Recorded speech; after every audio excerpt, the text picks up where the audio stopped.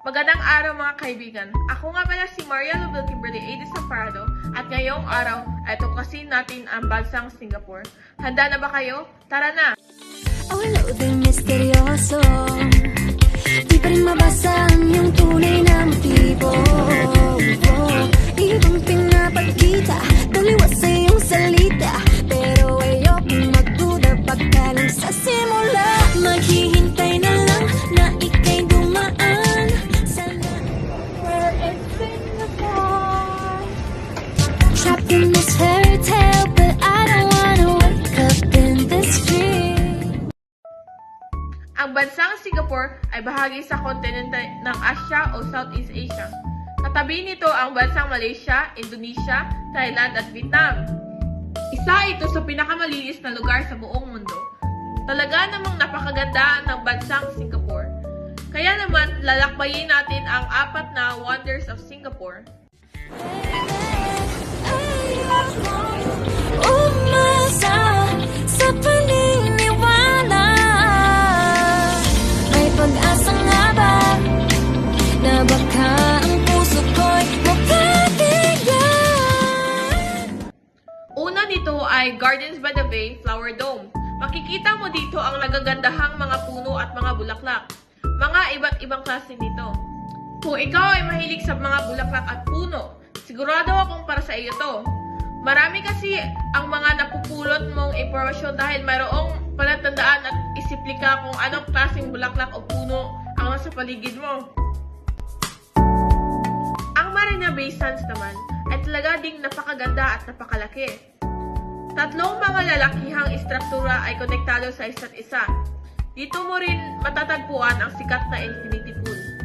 Sa loob ng mga istruktura nito ay nagbabahagi ng iba't ibang negosyo. Kagaya lamang ng mall na mayroong mga luxurious na brands. At mayroon ding hotel sa pinakababaw nito na matagpuan mo ang skydeck na talaga rin napakaganda. Matatanaw mo kasi mula dito ang iba't ibang pasyalan. Art Science Museum. Dito naman ay naipamalas ng teknolohiya ng Singapore. Makikita mo dito ang nagagandahang mga art with a touch of science.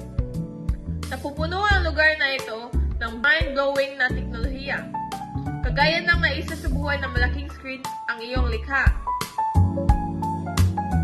Singapore Zoo. Sa Singapore Zoo naman ay marami ka ring matutunan.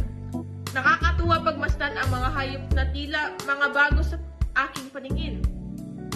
Napakaganda naman kasi nakakamangha dahil ang mga unggoy sa zoo ay hindi nila kinukulong. Kaya makikita mo talaga sila sa mga puno kung paano sila nag-iindayag sa mga sanga nito. Marami ring napupulot na aral dito na mas makikilala mo ang mga hayop na iyong makikita. Mayroon din kasi silang mga information board. Tuklasin naman natin ang mga tradisyon sa bansang Singapore. Fun fact, alam mo ba ang Singapore ay multicultural country? Na ang ibig sabihin ay iba't ibang mga lahi na matagpuan mo dito. Ang populasyon ng Singapore ay binabahagi ng mga Chinese, Indians, Malaysians at Indonesians. Lion Dance of Singapore. Ang pagsasayaw nito ay replikasyon ng diversidad sa kultural na Singapore. Sinasayaw ito ng mga Chinese sa panahon ng Chinese New Year.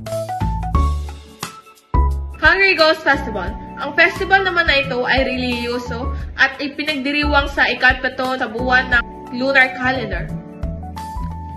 Isang buong buwan naman itong ipinagdiriwang kung saan ang Buddhist at Taoist na devotee ay nag-aalay ng mga ritual, pagkain, dasal sa mga kaluluwang naglalakbay.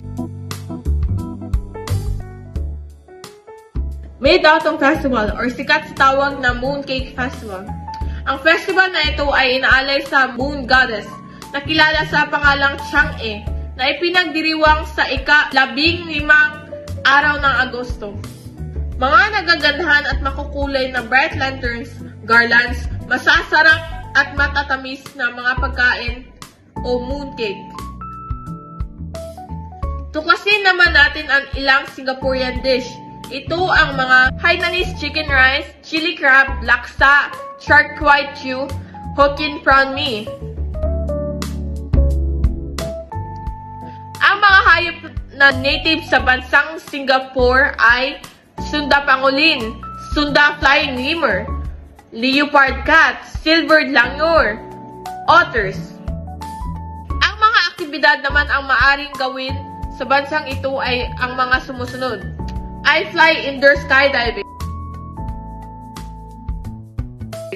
kayaks, skyline lodge, amusement parks rides and Universal Studios, bungee jumping. Nakakatuwa naman talaga ang paglakbay sa ibang bansa, no? Nakakabilib rin ang mga tanawin at naghahatid rin ng mga aral at talino ang pakikibahagi sa ibang kultura at tradisyon.